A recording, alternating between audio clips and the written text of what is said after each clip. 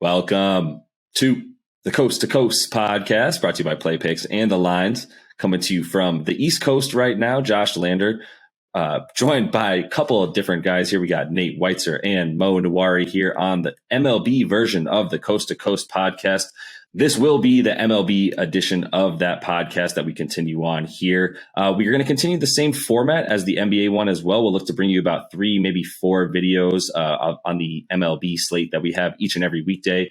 So 5 days a week that we're bringing you picks, looking to get you some best bets and some props in there for you guys. When we do like those, we'll throw that your way as well. So we're going to get into some of the lines of these games on opening day. Just want to give you a little quick update as well that, we're not necessarily going to have all of those day games available as those lines come really sort of last minute and really not much value in trying to get those videos out to you guys for some of those day games. But obviously we are able to bring you that for opening day. So we'll look to have a few games here in this one for you and then just go along with the season schedule as it continues to play out. So Nate, why don't we just go ahead and jump into some of those lines for the MLB on opening day here in 2022. Yes, sir. And just want to welcome Mo to the Coast to Coast podcast, the head writer at thelines.com and our resident Braves fan and baseball expert.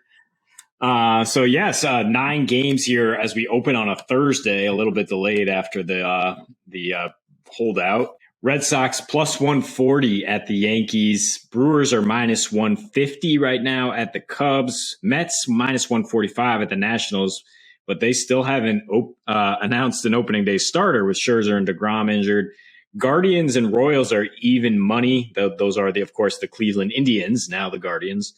The Mariners, who ended the 2021 season on a very high note, even money at the Twins. Pirates plus 185 at the Cardinals, who are still starting Adam Wainwright on opening day. The defending champion Braves minus 200 at home against the Reds. Astros and Angels, pretty much a coin flip. I mean, Astros getting plus 110 on the road there. And then the Padres are minus 148 at the Diamondbacks. And looking over the lines first and foremost, I mean, I'm not touching a Red Sox Yankees game this early in the season. That smells like trouble to me. The first thing that jumps out at me is the Brewers and Cubs at minus 150 or less. You're getting perhaps the best pitcher in baseball, the reigning NL Cy Young winner, Corbin Burns, at the Cubs, a Cubs team that is rebuilding. And so to me, that's my starting point. I mean, the worry with the Brewers is that their offense was so bad last year. It was slightly better on the road. It was definitely better once they got Willie Adams and Colton Wong in the lineup, now expected to set the table for Christian Yelich, who's also expected to have a bit of a bounce back year. I mean, Corbin Burns, on the road last year, 7-1, 1.94 ERA with a 10.0 K to walk ratio. Just a quick note that 12 of the 17 earned runs he allowed all year on the road came at the Braves, at the Dodgers, and at Coors Field. So those are definitely anomalies. His trip to Wrigley Field was fantastic. 8 innings pitched, 2 hits, 15 Ks, 0 earned runs. And yeah, he'll be going up against Kyle Hendricks, who's far less dependable at this point. He's been an innings eater most of his career, and slowed down here in age 31 season. His ERA jumped 2 points from 2.8 to 4.8. And he was bad at home after posting some great numbers at Wrigley for a while. The Cubs had the highest K rate in the majors at home last season at 27%. So going up against Burns, who's a strikeout maven, I don't see them generating much offense. And I think the Brewers will find their stride a little bit more. So that's my strongest bet. Mo, what do you like tonight? Yeah, I like the Brewers also. Not usually liking a lot of these favorites, but I guess opening day looks like I am liking a few favorites, and the Brewers being one of them. I would say Hendricks, really interesting pitcher to track this year for sure. He had just a atrocious season last year. I mean, atrocious season kind of out of the blue because he was like really consistently a very, very good pitcher before that. But he was also a pitcher that kind of the computers and the projections never believed in because he doesn't miss bats. He outpitches his peripherals, relies a lot on weak contact. And you kind of saw why that's, I guess, kind of a fragile player type when all that falls apart last year and his ERA just completely crashes. All of his peripherals crashed. The projections think he's going to bounce back to about an average pitcher. I think I agree with that. So I'm not thinking that he's going to be terrible again, but it's still just a huge gap between him and Burns. And like you said, Burns is maybe the best pitcher, at least healthy pitcher in the world. I don't think you could put anybody above DeGrom, but as far as guys who are going out there right now, ready to pitch, I think Burns is probably about as good as it gets. I don't see anything too crazy in how he was so dominant last year. And another thing is, with Devin Williams back healthy, I just don't see the Brewers giving up many leads when they have the lead. So if they do have the lead, I mean, like you said, a pretty poor Cubs offense. Really kind of excited to see Seiya Suzuki, Rookie of the Year favorite. Missed the boat on that bet, unfortunately. I wanted to bet that, but somebody hammered all the value out of it. But yeah, not too many reasons besides that to be excited to watch this Cubs offense. And I think that this line is, I had it closer to like minus 190. So I think quite a bit of value around the minus 150 range for the Brewers. Yeah, value is in the eye of the beholder, apparently, and I think it's probably a good point to make that on opening day with some of those teams who have those stud pitchers. You're definitely looking at taking a few more favorites than you might like throughout the rest of the year when you can find some value in some of those pitching matchups, and that's really the way that it's probably going to be on opening day. But moving on to another game that I know you're probably interested in talking about, Mo, that also involves some pitchers, at least one that I know that you like, and Yu Darvish there for the Pods.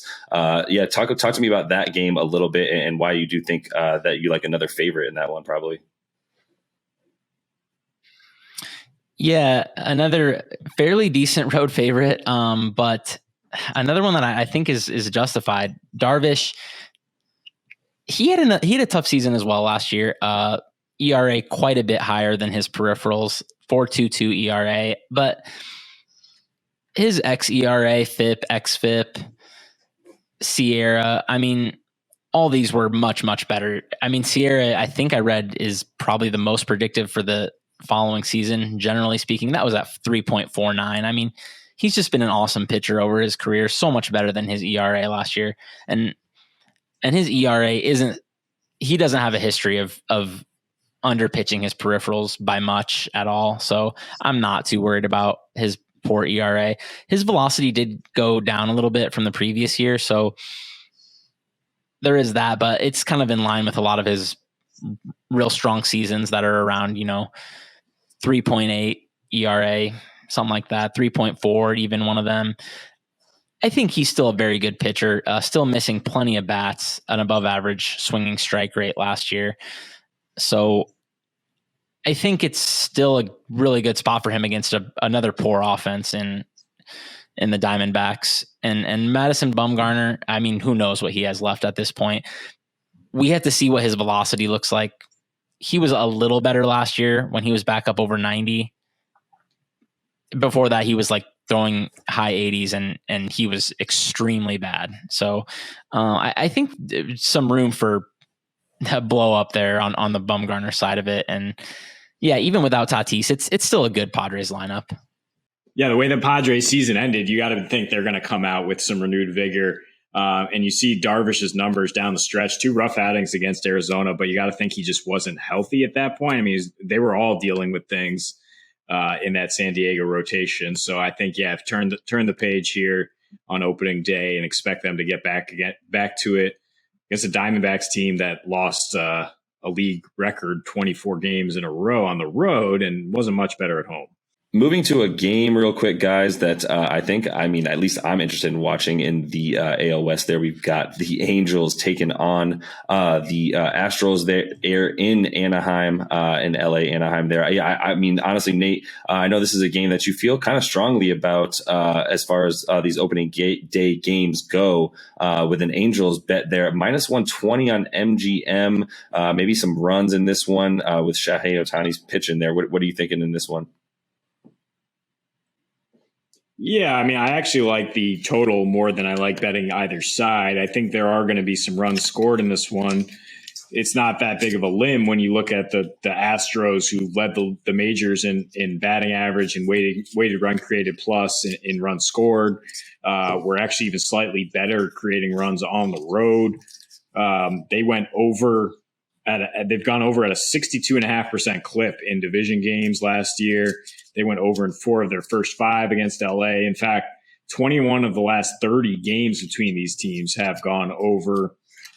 And it's Ohtani's probably scaring the line down a little bit. It might be 9.5 if it wasn't the one good pitcher for the Angels. But I think they have to be a little more conservative with that resource because they don't have anything behind him. He did sputter down the stretch after pitching 130 innings, and that included giving up 6 runs to these Astros.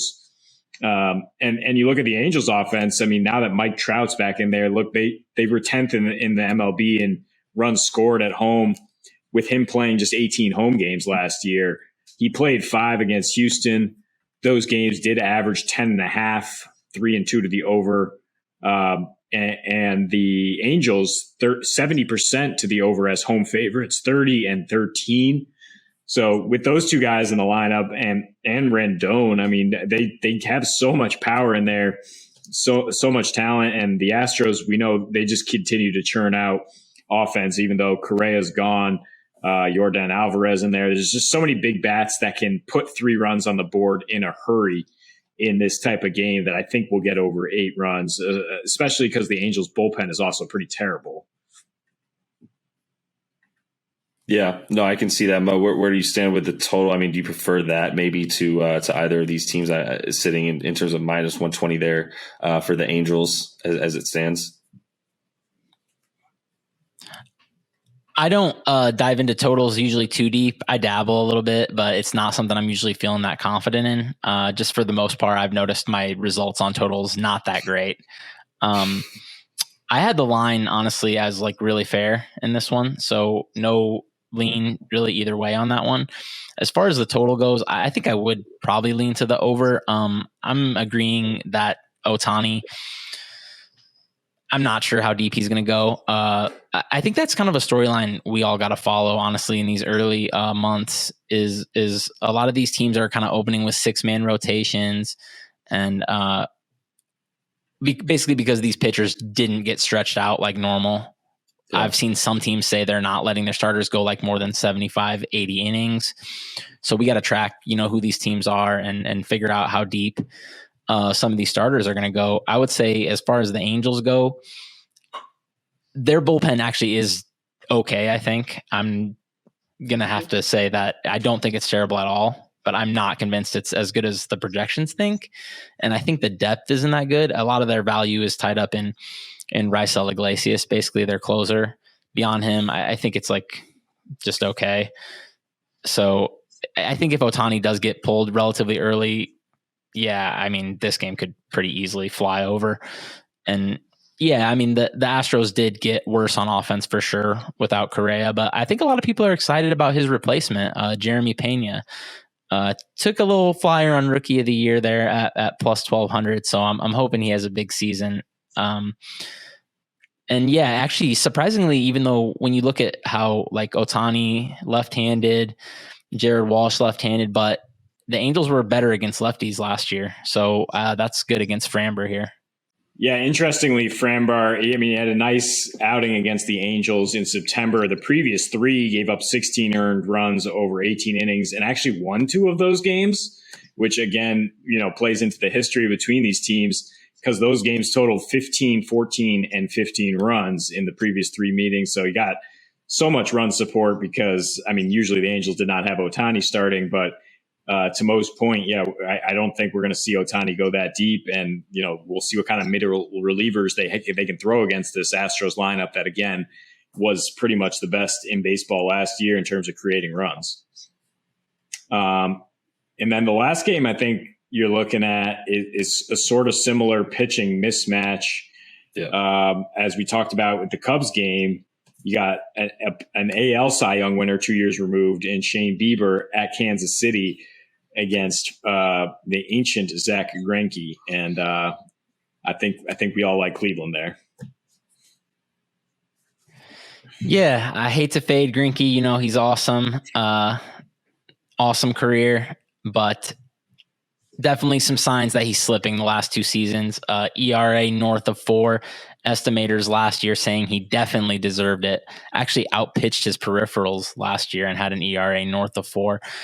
When your heater gets down to 88, 89, even a guy like Greinke who has just like sterling command and really nice secondary still that can still miss bats, he's really struggling now. And I think everyone knows this is kind of the swan song for him, but yeah, I just think there's a huge pitching mismatch here with Bieber. Curious to see what Bieber brings to the table and how deep he's going to go, coming off an injury-plagued season where he didn't pitch very much. But when Bieber was out there, he was still outstanding, and the projections still have him as really, honestly, not far above a 3 ERA. So if that's the case and he's able to give something like a normal outing here, Cleveland should have the lead, and their bullpen, I've got some questions about it for sure, but I mean, Emmanuel Clase, their closer, is awesome. So if they can at least get to the back of the pen with the lead, I still think they're in a pretty good shape against just an okay, but a Royals team that, to be fair, I would say does have quite a bit of upside. They have some young players, Bobby Witt Jr. People are very excited for him. So, that they even have some prospects that could come up. They're not there yet. So we'll see. But I do think the Guardians deserve to be a slightly bigger favorite. This is not my strongest play. I like the other ones a little bit more, but I think still good for a smaller bet. You are being very kind to Mr. Greinke in terms of talking about him slipping a little bit. His K rate down 7%, home run to fly ball ratio doubled last year. Just giving up tons of hard contact. But I do think the narrative you bring up in terms of this being his swan song does make me a little reluctant to say fade him heavily on opening day. I think he probably does go out there and pitch pretty well, at least initially, before those old legs. This is his 18th season, Mo, before those catch up to him, which they will at some point this year. Yeah, I think that's completely fair. And I think Zach Greinke deserves a lot of our respect, but at 18 seasons, despite how young he was when he came into the majors, is definitely a lot of miles on one arm for sure. And yeah, honestly, I know that there's some sort of nostalgia and maybe a little bit of feeling and gut that goes into not wanting to bet against Zach Greinke when he's wearing those blue uniforms the way he used to. But at the same time, minus 120 in a game where you've got a former NL Cy Young winner just a year or two ago versus a guy who hasn't, been playing at a Cy Young pace for a long amount of time. Minus 120 seems like a pretty good, bit of that value there for yourself on opening day, as we mentioned, where there's just a bunch of discrepancies. And that's what we're looking for. I feel like mostly in the 4 games that we spoke about here, we're talking about the discrepancy in the starting pitcher on opening day when you have a guy who's just going to obviously be able to come out there and give you 7-8 innings on opening day, whatever you want to work him, versus a guy that you're not sure if he's going to go 3 or 4, which is the case in some of these opening day games. So that is all the time we have for you in this opening episode of the MLB version of the Coast to Coast podcast. We will continue to bring you another couple of videos. Obviously, we'll finish up Friday in the week with you guys, and then be back next week with these 3 to 4 games and props that we'll look to continue to find for you guys as the season gets rolling. So until we see you next, happy betting.